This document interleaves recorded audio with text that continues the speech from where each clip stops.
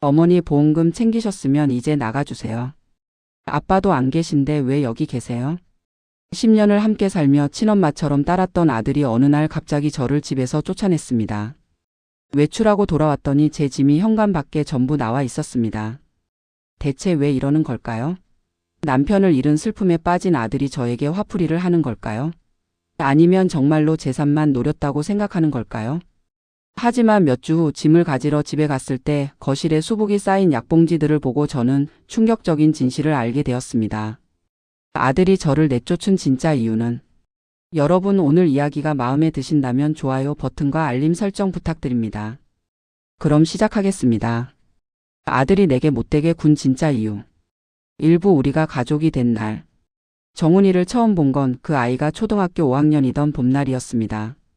키 작은 남자아이가 아버지 뒤에 숨어서 나를 힐끔힐끔 쳐다보던 모습이 아직도 선합니다. 정훈아, 인사해.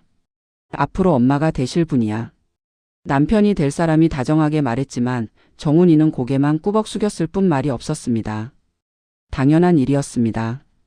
친엄마를 여의고 3년, 이제 겨우 아픔을 딛고 일어서려는 아이에게 낯선 여자가 엄마가 된다는 게 얼마나 힘든 일인지 저도 잘 알고 있었습니다. 첫날부터 정훈이에게 엄마 노릇을 하려 하지 않았습니다. 그저 따뜻한 밥을 차려주고 학교 다녀오면 오늘 어땠어? 물어보고 아이가 필요로 할 때 곁에 있어주려 애썼습니다. 시간이 지나면서 정훈이는 조금씩 마음을 열었습니다. 처음엔 네 아니요로만 대답하던 아이가 학교 이야기를 조금씩 하기 시작했습니다. 친구들 이야기, 선생님 이야기, 급식 메뉴 이야기까지. 사소한 일상을 나눌 때마다 제 가슴은 따뜻해졌습니다. 중학교에 들어간 정훈이는 사춘기를 겪으면서도 큰 말썽 없이 잘 자라주었습니다. 공부도 제법 잘했고 성실했습니다. 고등학교 때는 새벽같이 일어나 학원 가는 아들을 위해 도시락을 싸주곤 했습니다. 엄마, 제가 대학 가면 엄마한테 용돈 드릴게요. 어느 날 정훈이가 수줍게 말했습니다. 그때 엄마라는 호칭이 얼마나 가슴 뭉클했는지 모릅니다. 피 한 방울 섞이지 않았지만 우리는 진짜 가족이 되어 있었습니다. 2부 갑작스러운 이별. 정훈이가 꿈에 그리던 대학에 합격했습니다. 서울에 있는 좋은 대학이었습니다. 합격증을 받아든 정훈이와 남편 그리고 저 셋이서 손을 맞잡고 기뻐하던 그날이 우리 가족의 마지막 행복한 순간이었습니다. 정훈이가 대학 4학년이 되던 해 2월 남편이 회사에서 돌아오는 길에 교통사고를 당했습니다. 빗길에 미끄러진 차가 중앙선을 넘어온 것이었습니다. 병원에 도착했을 때는 이미 너무 늦었습니다. 장례식장에서 정훈이는 눈물 한 방울 흘리지 않았습니다. 그저 멍하니 영정을 바라보기만 했습니다. 조문객들을 맞고 저를 받고 예의 바르게 인사했지만 아이의 눈빛은 죽어 있었습니다. 정훈아, 괜찮아. 엄마가 있잖아. 우리 둘이 힘내자. 장례를 치르고 집으로 돌아온 날 밤 정훈이 방문 앞에서 제가 말했습니다. 하지만 대답은 없었습니다. 문틈 사이로 새어나오는 희미한 불빛만 아이가 깨어 있다는 걸 알려줄 뿐이었습니다. 그 후로 몇 달이 지났습니다. 정훈이는 학교에 나가고 저는 평소처럼 밥을 차리고 겉으로는 일상이 계속되는 것처럼 보였습니다. 하지만 뭔가 달라지고 있었습니다. 정훈이가 점점 말이 없어졌고 제 눈을 똑바로 마주치지 않았습니다.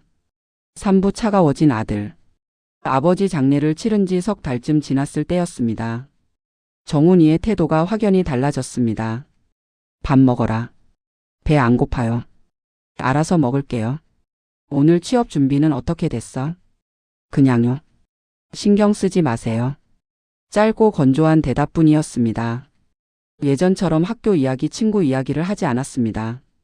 그러더니 어느 날부터는 제가 차려놓은 밥상을 외면하고 밖에서 먹고 들어오기 시작했습니다. 정훈아, 무슨 일 있어? 엄마한테 말해봐. 아무 일도 없어요. 그리고 이제 엄마라고 부르지 않을 거예요. 아빠도 돌아가셨는데. 그 말에 가슴이 철렁 내려앉았습니다. 하지만 아이가 힘들어하는 것 같아 더 이상 묻지 못했습니다. 아버지를 잃은 슬픔이 아직 가시지 않은 거라고, 시간이 지나면 괜찮아질 거라고 스스로를 다독였습니다. 하지만 상황은 점점 더 나빠졌습니다. 정훈이는 집에서 저를 마주치는 것조차 피했습니다. 제가 거실에 있으면 자기 방으로 들어가 버렸고 제가 방에 있으면 거실에서 TV를 보았습니다. 어느 날 밤 용기를 내서 정훈이 방문을 두드렸습니다. 정훈아, 우리 얘기 좀 하자. 무슨 일인지 엄마한테 말해봐. 할 얘기 없어요. 그냥 나가주세요. 정훈아, 제발. 나가라니까요. 아이가 소리를 질렀습니다. 그동안 한 번도 본 적 없는 날카로운 목소리였습니다. 저는 멍하니 서 있다가 돌아섰습니다. 방으로 돌아와 이불을 뒤집어쓰고 한참을 울었습니다. 사부 집에서 쫓겨나다. 상황은 계속 악화되었습니다.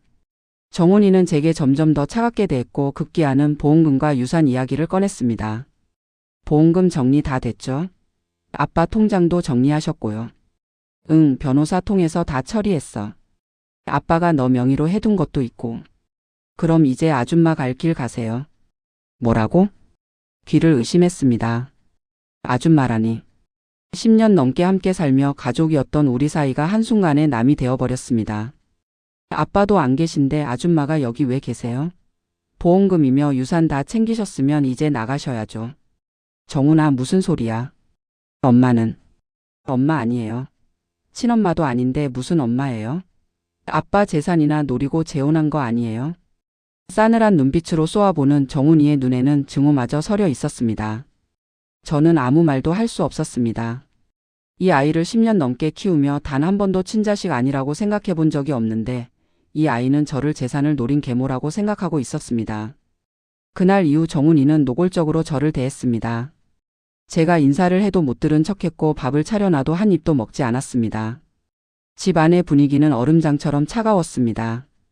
결정타는 어느 날 저녁에 왔습니다. 친구들을 만나고 늦게 집에 돌아왔는데 현관문 앞에 제 짐이 전부 쌓여 있었습니다. 옷까지, 화장품, 책, 심지어 사진첩까지. 제 물건이란 물건은 전부 박스에 담겨 밖에 나와 있었습니다. 정훈아, 정훈아. 문을 두드렸지만 대답이 없었습니다. 한참을 문 앞에서 울다가 결국 짐을 챙겨 집을 나왔습니다. 10년 넘게 살던 집을, 남편과 함께 만들었던 추억이 가득한 집을, 정훈이와 함께 웃고 울었던 집을 떠나야 했습니다. 오부 고시원에서의 나날. 근처 고시원에 급하게 방을 구했습니다. 좁고 허름한 방이었지만 당장 갈 곳이 없었습니다. 짐을 풀면서 눈물이 계속 흘렀습니다. 왜 그럴까? 대체 왜? 밤새도록 잠을 이루지 못했습니다. 정훈이의 차가운 눈빛이 아줌마라고 부르던 목소리가 계속 귓가에 맴돌았습니다. 어디서부터 잘못된 걸까? 제가 뭘 잘못한 걸까? 머릿속으로 지난 10년을 되짚어 봤습니다. 정훈이를 친자식처럼 키웠습니다. 아프면 밤새 간호했고 학교 행사엔 빠짐없이 갔고 좋은 것이 있으면 제일 먼저 정훈이를 생각했습니다. 그런데 정훈이는 저를 재산을 노린 계모로 생각했습니다. 며칠을 그렇게 고시원에서 지냈습니다. 밥맛도 없었고 아무것도 하기 싫었습니다. 그저 멍하니 천장만 바라보며 시간을 보냈습니다. 하지만 집에 두고 온 짐들이 신경 쓰였습니다. 특히 남편의 유품들이 걱정되었습니다. 정훈이가 버릴까봐, 훼손할까봐 불안했습니다. 일주일쯤 지난 어느 날 용기를 내서 집에 전화를 걸었습니다. 정훈아, 나야. 짐 좀 가지러 가도 될까? 알겠어요. 짧은 대답이었지만 적어도 거부하지는 않았습니다. 6부 충격적인 진실. 정훈이의 목소리는 여전히 차가웠습니다. 문을 열고 들어서는데 뭔가 이상했습니다. 집안이 전과 다르게 어수선했고 무엇보다 이상한 냄새가 났습니다. 거실로 들어서는 순간 저는 그 자리에 멈춰 섰습니다. 거실 탁자 위에 소파 옆에 심지어 TV 선반 위에까지 약봉지와 약통이 가득했습니다. 수십 개는 되어 보였습니다. 각종 처방전과 병원 영수증도 여기저기 흩어져 있었습니다. 정훈아, 이게 다 뭐야? 어디 아파? 신경 쓰지 마세요. 어차피 아줌마랑은 상관없는 일이니까. 정훈이는 고개를 돌렸습니다. 하지만 저는 탁자 위에 약봉지를 집어들었습니다. 서울대학교 병원 혈액종양내과. 혈액종양내과? 가슴이 철렁 내려앉았습니다.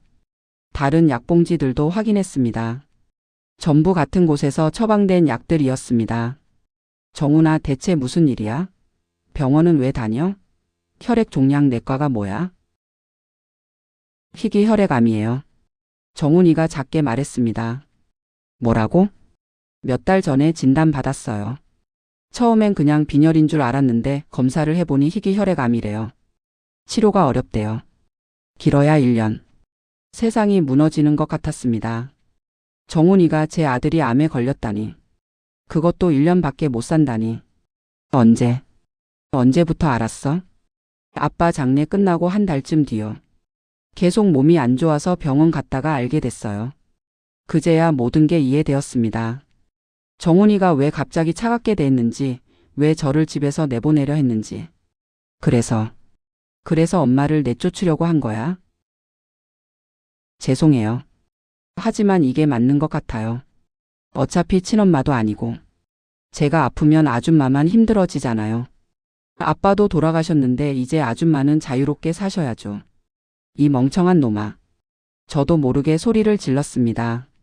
내가 친아들이 아니면 어때? 10년 넘게 함께 산 우리가 가족 아니면 뭐야? 너 아프다고 엄마가 널 버릴 것 같아? 눈물이 쏟아졌습니다. 정훈이도 고개를 숙인 채 어깨를 떨었습니다. 엄마, 미안해요. 엄마한테 짐이 되기 싫었어요.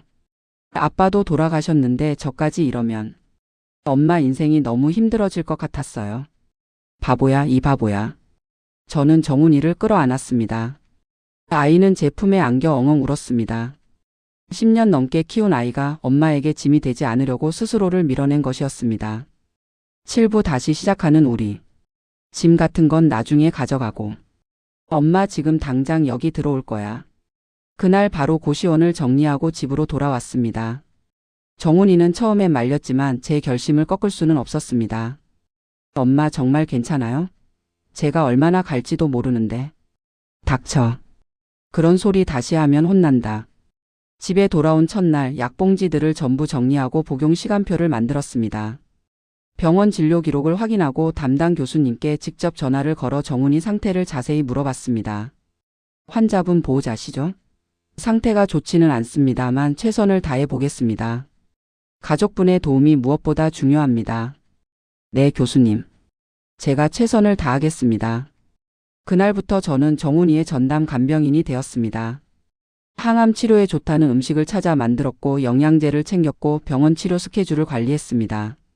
정훈이는 처음엔 미안해하고 부담스러워했지만 점차 제 돌봄을 받아들였습니다. 그리고 우리는 다시 예전처럼 대화를 나누기 시작했습니다. 엄마 오늘 병원에서 검사 결과 괜찮다고 했어요. 그래? 다행이다. 엄마가 만든 미역국 효과인가 봐. 에이 설마요. 야, 너 엄마 요리 무시하냐? 예전처럼 농담을 주고받는 우리를 보며 남편이 하늘에서 미소 짓고 있을 것 같았습니다. 오늘도 정훈이는 병원에 다녀왔습니다. 항암 치료 때문에 머리카락이 많이 빠졌지만 아이는 담담하게 받아들였습니다. 엄마 이거 보세요. 오늘 교수님이 치료 반응이 좋다고 하셨어요. 검사 결과지를 들고 기뻐하는 정훈이를 보며 저도 함께 웃었습니다. 우리 아들 진짜 대견하다. 엄마. 응? 사랑해요. 엄마도. 피 한 방울 섞이지 않았지만 우리는 진짜 모자입니다. 앞으로 얼마나 많은 시간이 남았는지 모르지만 우리는 매 순간 최선을 다해 함께할 것입니다. 힘들 때 서로를 밀어내는 게 아니라 더욱 끌어안는 것. 그것이 진짜 가족이니까요. 거실 창문으로 따뜻한 봄 햇살이 들어옵니다. 정훈이가 소파에 누워 약을 먹고 저는 부엌에서 아이가 좋아하는 단호박죽을 끓입니다. 우리는 오늘도 내일도 함께입니다. 에필로그. 여러분, 오늘 이야기는 여기까지입니다.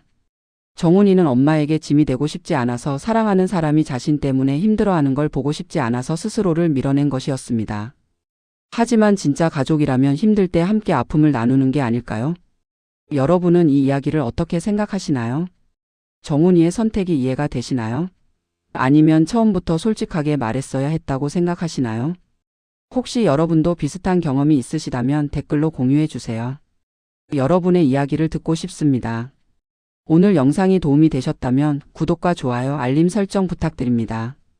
여러분의 구독과 좋아요가 저에게 큰 힘이 됩니다. 다음에도 더 좋은 이야기로 찾아뵙겠습니다.